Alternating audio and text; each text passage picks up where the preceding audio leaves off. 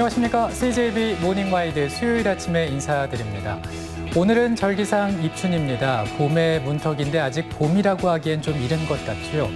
어제부터 추워진 날씨가 며칠 계속될 예정이어서 오늘도 따뜻하게 입으셔야겠습니다. 네, 우리 선조들은 이맘때 눈 밑에 도련한 햇나무를 뜯어다가 무쳐 먹는 입춘절식을 즐겼다고 하는데요.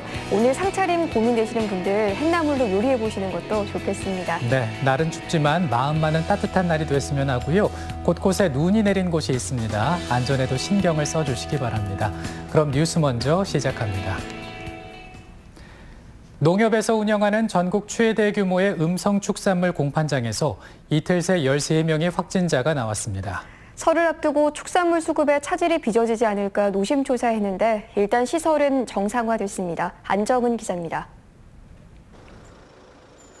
음성군 삼성면 소재 농협축산물 공판장 관련 확진자가 속출하고 있습니다.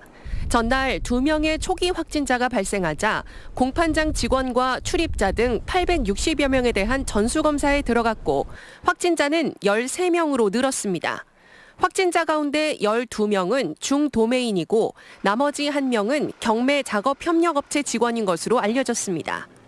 최초 서울시 확진자를 포함하여 확진자 13명은 검사기관 지역별로 서울시 5명, 청주시 1명, 진천군 3명, 음성군 4명이며 농협 음성축산물 공판장은 하루에 소와 돼지 2,000마리를 도축할 수 있는 전국 최대 규모의 시설입니다. 특히 소고기의 경우 전국 유통량의 17%를 점유하고 있습니다. 전국에서 많은 사람이 모이는 대규모 시설에서 확진자가 발생하자 하루 동안 경매장이 폐쇄되고 도축 작업도 일시 중단됐습니다. 설을 앞두고 시설 폐쇄라는 최악의 시나리오에 촉각이 모아졌지만 전 직원을 대상으로 코로나 검사를 재진행하는 등 방역 관리를 엄격히 하는 조건으로 업무를 정상화하기로 했습니다. 육가공 업체들이 물건을 사서 선물 세트 용의로 보통 나가는데 그 물건이 다 이제 끝나는 시점이 저번 주였기 때문에 내일서부터 도축을 한다고 그러면은 수급부에는 물량이 지장은 없을 걸로.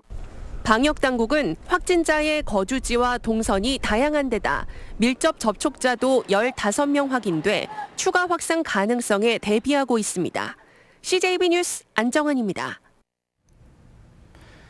이제 3월 새학기까지 한 달가량 남았는데요. 충북교육청이 올해 학사 운영 방안을 발표했습니다.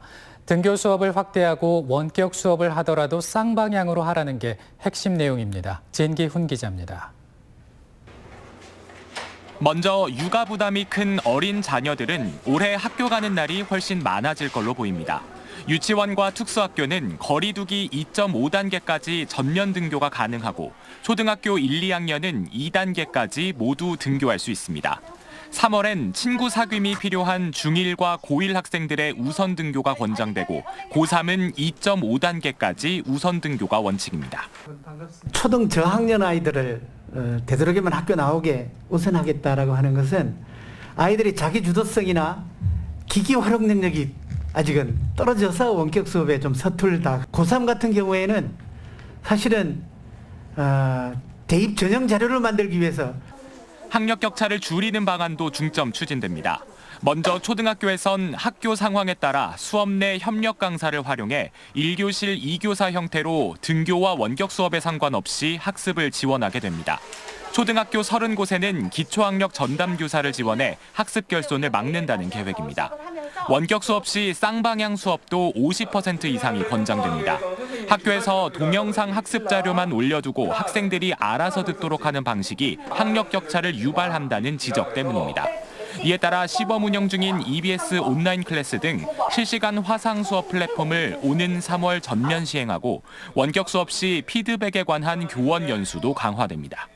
온라인 수업의 어려움을 이번에 다 해결하고자 교육부에서 같이 17개 시도가 공동으로 마련한 공공 플랫폼에서 한 군데서 다 이루어지도록 시스템이 거의 완료가 됐고요.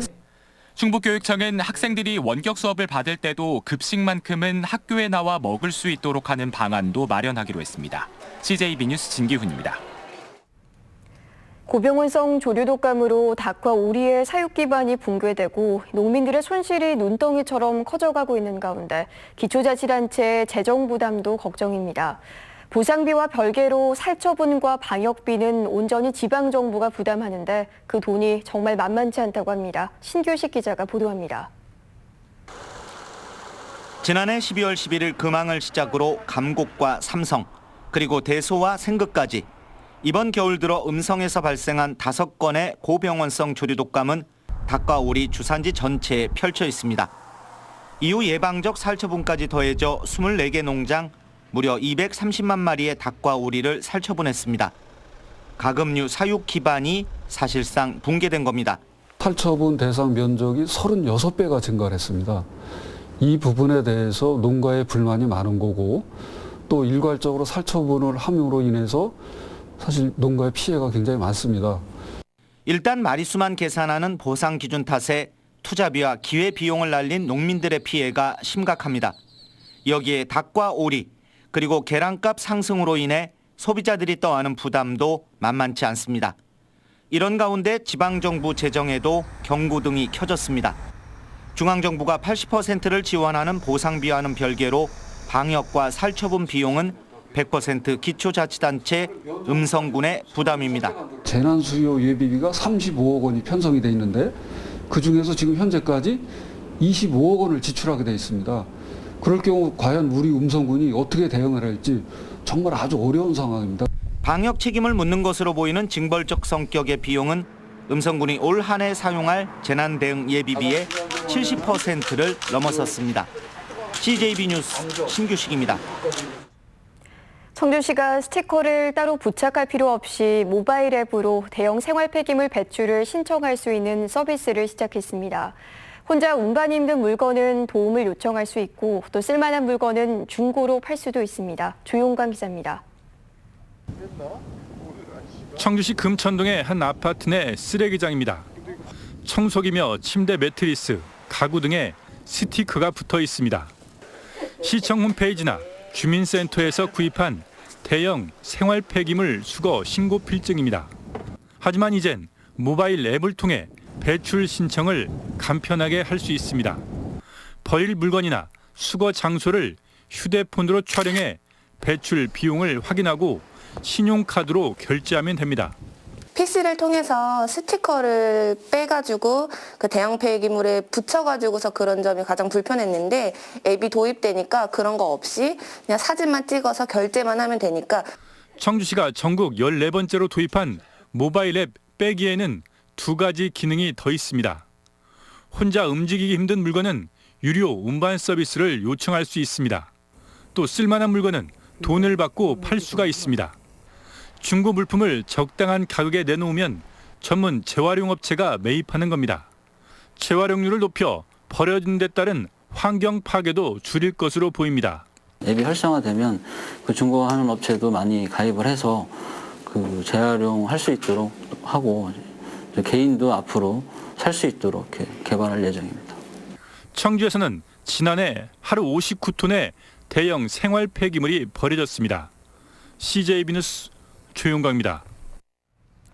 이시종 지사와 지역 국회의원들이 어제 변창흠 국토부 장관을 만나 청주 도심을 관통하는 충청권 광역철도 계획 등 각종 철도 현안을 건의했습니다. 어제 건의는 제4차 국가철도망 구축계획 확정이 임박한 상황에서 청주 도심 관통 대신 도심 외곽의 충북선을 활용하라는 국토부를 설득하기 위해 이장섭 의원의 제안으로 이루어졌습니다. 한편 지난달 정세균 총리 면담에 이어 어제 국토부 장관 면담에도 한범덕 청주시장은 불참했고 최충진 시의회 의장이 참석했습니다. 올해 청주에서 일반 분양 15,000여 세대와 임대 분양 3,000여 세대 등 19,000여 세대가 공급될 것으로 보입니다. 이는 지난해보다 4,100여 세대보다 4배 이상 많은 양으로 구별로는 흥덕구가 10,000여 세대, 서원구 5,100여 세대, 상당구 3,700여 세대, 청원구 120세대 등입니다. 청주시는 지난해 6월 동지역과 오송 오창읍이 조정 대상 지역에 지정되면서 미뤄졌던 물량이 증가한 것으로 분석하고 있습니다. 농축수산물 가격이 큰 폭으로 올라 서울 물가관리에 비상이 걸렸습니다. 충청지방통계청 조사 결과 1월 충북 지역 농축수산물 가격 지수는 129로 한 달 전보다 3.7%, 1년 전보다는 10.7% 상승했습니다. 밥상 물가가 크게 오른 이유는 폭설과 한파가 기승을 부렸고 AI 확산으로 산란계 살처분이 광범위하게 이루어진 데다 쌀 등 주요 품목의 지난해 생산량이 감소한 영향으로 풀이됩니다. 괴산경찰서는 증평군의 개 사육 농장에서 동물 학대 행위가 있었다는 신고가 접수돼 농장주를 동물보호법 위반 혐의로 조사하고 있다고 밝혔습니다. 경찰 출동 당시 농장에는 개 100여 마리가 갇혀 있었고 방치된 강아지 사체와 도살 때 사용된 것으로 추정되는 전기봉과 소각로가 있었던 것으로 알려졌습니다. 농장주는 개를 도살하기 위해 전기봉과 소각장을 갖춰놨다고 진술한 것으로 알려졌으며 경찰은 학대 정황이 확인되면 농장주를 동물보호법 위반 혐의로 입건할 방침입니다.